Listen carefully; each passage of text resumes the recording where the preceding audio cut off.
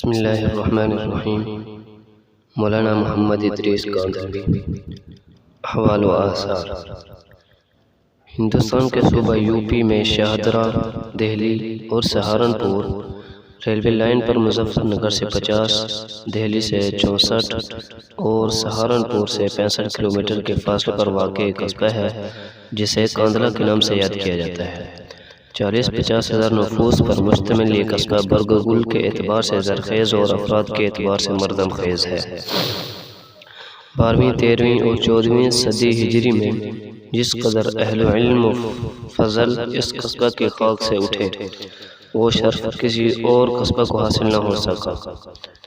کاندھلا میں متعدد شاعر بھی تھے اور جید مولوی بھی، انگریزی کے فارغ التحصیل فضلاء بھی، اور اصول عقیدت سے انگریزی کو گناہ خیال کرنے والے صاحب نظر بھی، نیز پرانی فیشن کے وہ علماء بھی جن کے علمیت کے باعث بڑی بڑی درس گاہیں اور دنیا بھر کے دارالعلوم کاندھلا کا نام عزت سے لیتے ہیں۔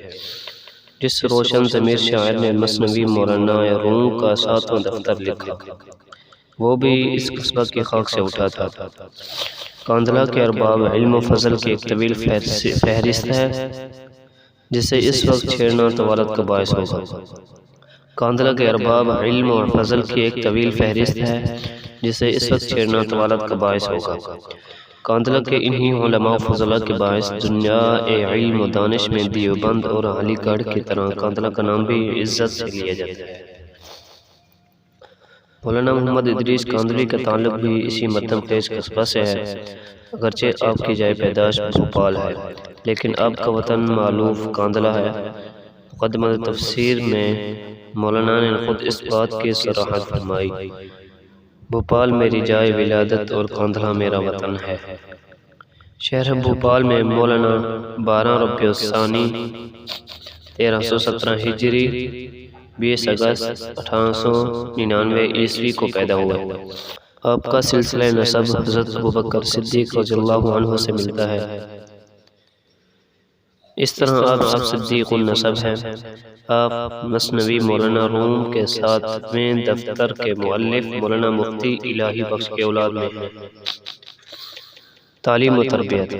خاندانی روایات کے مطابق مولانا نے قرآن کریم حفظ کیا۔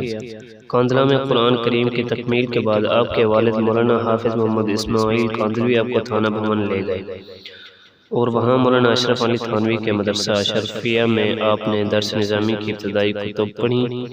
مولانا اشرف علی تھانوی رحمۃ اللہ علیہ کے علاوہ مولوی عبداللہ مؤلف تیسیر المنطق سے آپ نے کسب فیض کیا۔ مولانا تھانوی کے مدرسے میں چونکہ صرف ابتدائی تعلیم کا اہتمام تھا اس لیے اعلیٰ تعلیم کے لیے مولانا آپ کو سہارنپور لائے اور مدرسہ عربیہ مظاہر علوم میں داخل کیا۔ مظاہر علوم میں آپ نے مولانا خلیل احمد سہارنپوری، مولانا حافظ عبداللطیف، مولانا ثابت علی جیسے جلیل القدر علماء سے استفادہ کیا اور 19 برس کی عمر میں سند فراغ حاصل کی۔ مظاہر علوم سے سند فراغ حاصل کرنے کے بعد ذوق پیدا ہوا کہ دارالعلوم دیوبند میں بھی جو عالم اسلام کی مقتدر ہستیوں کا مرکز تھا دورہ حدیث کیا جائے۔ چنانچہ مظاہر علوم سے سند فراغ حاصل کر کے دوبارہ دورہ حدیث کیا اور مولانا علامہ انور شاہ کشمیری، علامہ شبیر احمد عثمانی، میاں اصغر حسین دیوبندی اور مفتی عزیز الرحمن جیسے اجلاء محدثین کے سامنے ذانوِ تلمذ طے کیا۔ تدریسی زندگی۔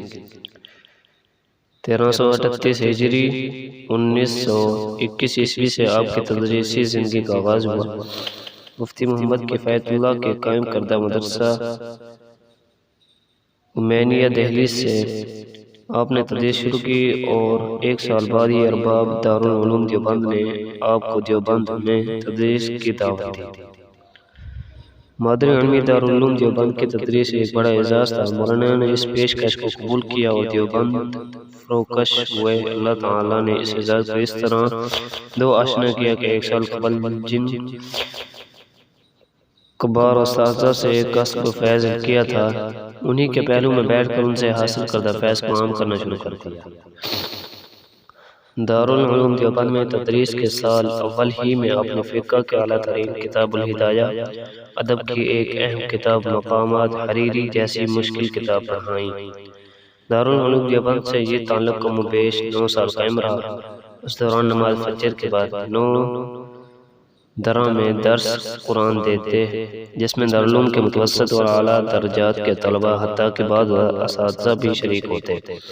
اسی درس کی بنا پر آپ کو بیضاوی اور تفسیر ابن کثیر پڑھانے کی ذمہ داری بھی سونپی گئی۔ 1929 میں دارالعلوم چھوڑ کر حیدرآباد دکن آ گئے۔ حیدرآباد دکن میں قیام۔ حیدرآباد دکن کا 9 برس پر مشتمل قیام آپ کی زندگی میں اس اعتبار سے تاریخی گردانا جا سکتا ہے کہ وہاں قیام کے دوران آپ نے عظیم الشان کتاب التعلیق الصبیح علی مشکات المصابیح تالیف کی۔ حیدرآباد دکن میں قیام کے دوران دنیا علم کے ایک عظیم کتب خانہ آصفیہ میں موجود بعض نادر مخطوطات سے استفادہ کیا، جن میں طور بشتی کی المفاتیح شرح مصابیح سب سے اہم ہے، جس سے آپ نے تعلیق میں استفادہ کیا، اور بعض مقامات پر سیرت المصطفیٰ میں بھی اس کے حوالہ جات موجود ہیں۔ حفظ طور بشتی کی یہ کتاب مصابیح کی ایک بلند پایہ شرح ہے، جس کا مخطوط نسخہ دنیا میں صرف کتب خانہ آصفیہ میں موجود ہے۔ دارالعلوم دیوبند میں علامہ شبیر احمد عثمانی صدر محتمم اور قاری محمد طیب محتمم دارالعلوم دیوبند ہوئے تو ان حضرات نے آپ کو بحیثیت شیخ التفسیر دارالعلوم آنے کی دعوت دی، جو آپ نے قبول کر لی، اور حیدرآباد دکن کے 250 روپیہ مشاہرہ پر 70 روپیہ ماہانہ کی دارالعلوم کی تدریس کو ترجیح دی، اور 1939 میں دوبارہ دارالعلوم آ گئے۔ دارالعلوم میں یہ قیام ہجرت پاکستان تک 10 سال رہا، اور وہاں اپنی تفسیر بیضاوی، تفسیر ابن کثیر، سنن ابی داؤد اور طحاوی کی مشکل الآثار جیسی امہات الکتب پڑھائیں۔ پاکستان ہجرت۔ مارچ 1940 عیسوی میں لاہور میں قرارداد پاکستان منظور ہوئی، اور اس کے بعد پورے بر صغیر میں مسلمانوں کے لیے علیحدہ مملکت کے حصول کے لیے بھرپور تحریک شروع ہو گئی۔ مولانا نے اگرچہ عملاً سیاست میں حصہ تو نہیں لیا، لیکن اب 2 قومی نظریہ کے زبردست حامی تھے۔ سیرت المصطفیٰ میں بھی جہاد کی بحث میں 2 قومی نظریہ پر مطلع اور علمی گفتگو کی ہے۔ 1947 عیسوی میں مملکت خداداد پاکستان معرض وجود میں آئی۔ مئی 1949 میں مولانا نے پاکستان ہجرت کرنے کا ارادہ کر کے بادل ناخواستہ دارالعلوم دیوبند سے استعفیٰ دے دیا۔ اس موقع پر آپ کو دارالعلوم ہاٹ ہزاری چانگام مشرقی پاکستان کی جانب سے بحیثیت شیخ الحدیث آنے کی دعوت دی گئی، لیکن آپ نے مغربی پاکستان آنے کو ترجیح دی، اور دسمبر 1949 میں ریاست بہاولپور کی دعوت پر آپ پاکستان آ گئے، اور جامعہ عباسیہ بہاولپور میں بحیثیت شیخ الجامعہ تدریسی خدمات کا سلسلہ دوبارہ شروع کر دیا۔ جامعہ عباسیہ بہاولپور میں وابستگی 25 دسمبر 1949 کو آپ نے جامعہ عباسیہ میں بحیثیت شیخ الجامعہ چارج لیا۔ جامعہ عباسیہ میں عصری اور دینی تعلیم کے اختلاط کی وجہ سے روحانیت اور للہیت نہ تھی، جو دینی مدارس کا خاصہ ہوتی ہے۔ مولانا محمد ادریس کاندھلی کو وہاں کا یہ ماحول اور مادی دور پسند نہ آئی، اور جلد ہی طبیعت میں تقدر پیدا ہو گیا۔ جامعہ اشرفیہ لاہور سے تعلق۔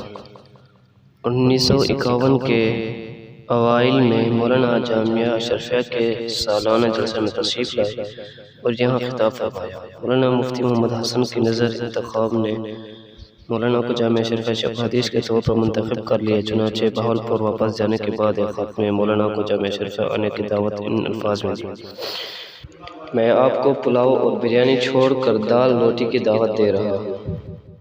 مولانا نے دال روٹی کی اس مخلصانہ دعوت کو بصد اخلاص قبول کیا۔ مفتی صاحب نے دل کے گہرائیوں سے جو بات کہی تھی مولانا کے دل پر اثر کر گیا۔ مولانا 16 اگست 1951 عیسوی کو جامعہ عباسیہ سے ایک کم مشاہرہ پر جامعہ اشرفیہ آ گئے، اور پھر عمر عزیز کے آخری لمحہ تک جامعہ سے اپنے تعلق کو قائم رکھا۔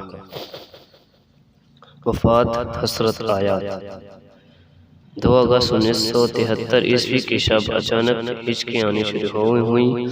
ڈاکٹر اور اطباء معائنہ کے بعد اس بات پر متفق ہوئے کہ معدہ بہت کمزور ہو گیا ہے، اور جگر نے کام کرنا چھوڑ دیا، چنانچہ کمزوری میں روز بروز اضافہ ہوتا چلا گیا۔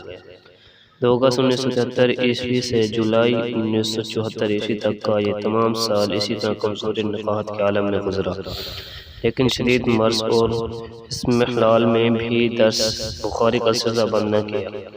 16 جولائی 1974 عیسوی کو شدید دورہ پڑا اور طبیعت پر غنودگی کی سی کیفیت طاری ہو گئی۔ آخر وقت میں جب ذرا ہوش آتا تو کلمہ طیبہ کا ورد ہوتا اور یہ آیت تلاوت کرتے: انما اشکو بثی وحزنی الی اللہ۔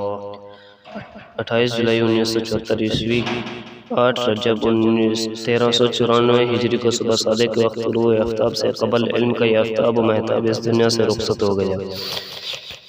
اس دن ظہر کی نماز کے بعد نماز جنازہ ہوئی۔ کل رشید والد مرحوم مولانا محمد مالک کاندھلوی نے نماز جنازہ پڑھائی اور اسی طرح اس پیکر علم و عرفان کو سپرد خاک کیا گیا۔ مولانا کی وفات حسرت آیات بر صغیر میں عموماً اور پاکستان میں خصوصاً اہل علم پر غم کا ایک پہاڑ بن گئی۔ مولانا کی وفات سے ایک ایسا علمی خلا پیدا ہوا کہ جو بعد میں پورا نہ ہوا۔ تصنیفی خدمات: تدریسی خدمات کا ایک مختصر خاکہ گزشتہ اوراق میں پیش کیا جا چکا ہے۔ درس و تدریس اور وعظ و خطبات کے علاوہ تحریر و تصنیف سے بھی مولانا نے دین متین کی لازوال خدمات سر انجام دی ہیں۔ تصنیف و تالیف میں مولانا کسی خاص میدان کے شہ سوار نہیں بلکہ ہر میدان علم میں شہ سواری کا ایک ایسا ملکہ رکھتے ہیں کہ گویا زندگی ہی اس میدان میں گزری ہے۔ علم تفسیر، حدیث، عقائد و کلام، سیرت نبی کریم، رد فرق باطلہ غرض کے ہر علمی میدان میں مولانا نے اپنی لازوال خدمات کے ایسے سنگ میل نصب کیے ہیں کہ جو رہتی دنیا تک قائم و دائم رہیں گے۔